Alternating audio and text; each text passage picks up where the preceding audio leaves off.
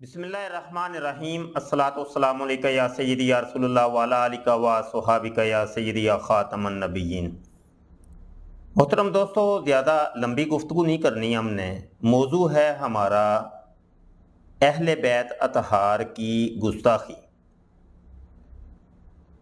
چند دن ہوئے کہ ایک عالم دین دوست سے میری گفتگو ہو رہی تھی اور میں ان سے ایک سوال کر رہا تھا کہ آج تک میں نے کبھی بھی کلمہ گو مسلمان کے منہ سے اہل بیت اطہار کی گستاخی نہیں سنی۔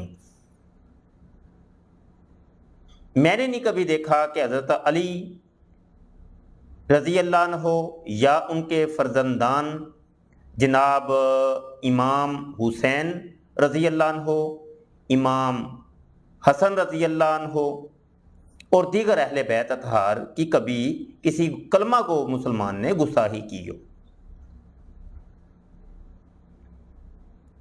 میرے دوست علامہ صاحب کہنے لگے کہ شاہ جی آپ کو نہیں پتہ، بہت سے ایسے لوگ ہیں کہ جو کہ اہل بیت اطہار کی گستاخی کرتے ہیں۔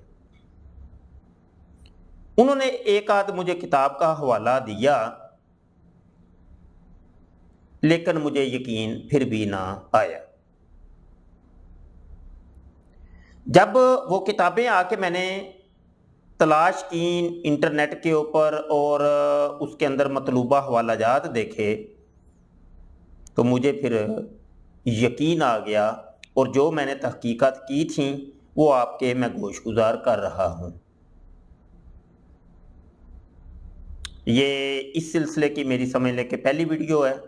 اس کے اوپر مزید اور بھی تحقیقات میں نے کافی کی ہیں، تو میری تو عقل دنگ رہ گئی ہے کہ مولا علی شیر خدا رضی اللہ عنہ کا بھی کوئی گستاخ ہو سکتا ہے؟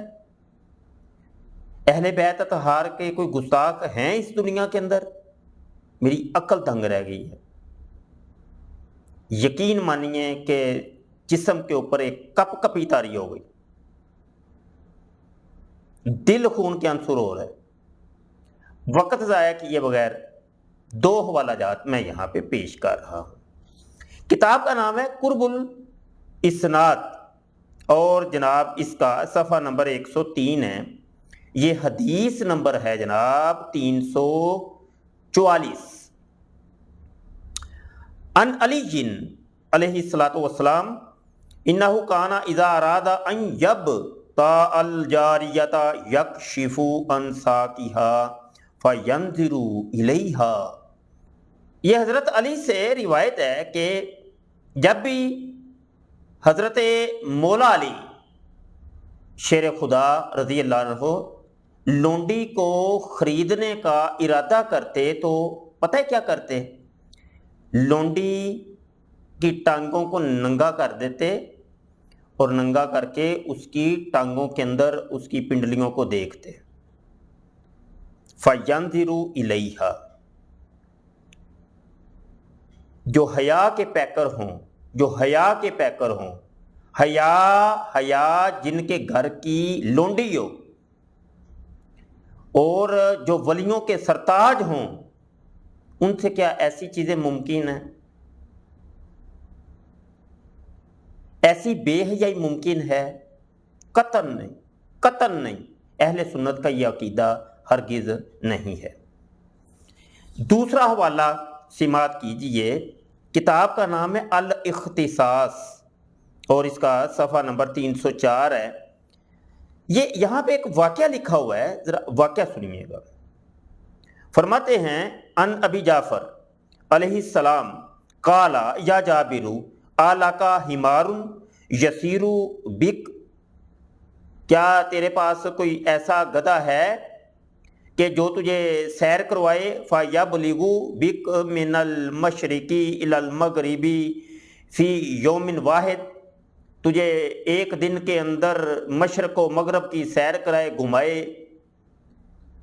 فَقُلْتُ جَعَلْتَ فَذَاكَ يَا أَبَا جعفر وَإِنِّي لِي هَذَا، فَقَالَ ابو جعفر علیہ السلام ذَاكَ امیر المؤمنین۔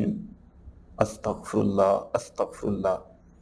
فرمایا کہ وہ جو ایک گدھا ہے جو مشرق و مغرب کی مجھے سیر کروائے گا، میں تو نہیں جانتا، حضور امام جعفر علیہ السلام آپ ہی فرما دیں کہ وہ گدھا کون سا ہے۔ تو امام جعفر فرماتے ہیں ذاکا امیر المومنین، مولا علی مشکل کشا وہ گدھے ہیں، معاذ اللہ، استغفر اللہ۔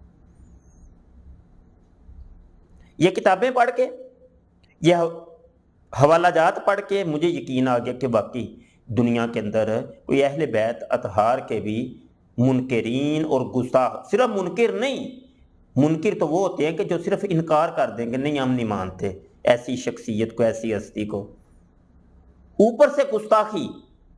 مجھے یقین آ گیا کہ واقعی اس دھرتی کے اوپر، اللہ پاک کی اس سرزمین کے اوپر اہل بیت کے بھی دشمن موجود ہیں، اور مجھے بڑے افسوس سے کہنا پڑ رہا ہے کہ یہ دونوں کتابیں جو میں نے آپ کے سامنے جن کا ذکر کیا ہے یہ اہل تشیع کی ہیں، جن کو عرف عام میں روافض کہا جاتا ہے، یہ ان کی کتابیں ہیں۔ مزید آگے کچھ اور چیزیں دریافت ہوئی ہیں، انشاءاللہ وقتاً فوقتاً آپ کی خدمت میں پیش کرتا ہوں۔ بہرحال جاتے جاتے یہی عرض کروں گا کہ اہل بیت اطہار اور آل محمد وہ ہیں کہ جن کے اوپر درود تم بھیجتے ہو نماز کے اندر، اللہم صلی علی محمد وعلی آل محمد، اور آل محمد کے اندر سب سے پہلے تو حضرت مولا علی مشکل کشا آتے ہیں، اور پھر ان کی اولاد آتی ہے۔ اپنے عقیدے کو بچائیے، محفوظ کیجئے، یہ نہ ہو کہ اس کا وبال آپ کو دنیا کے اندر بھی دیکھنا پڑے اور آخرت کے اندر بھی۔ آخرت میں ابدی جہنم ہوگی، محمد اور آل محمد کے بغیر کچھ بھی نہیں ہے۔ تم اگر نہیں مانتے نہ مانو، کم از کم توہین تو مت کرو۔ وما علینا الا البلاغ۔ السلام علیکم ورحمۃ اللہ۔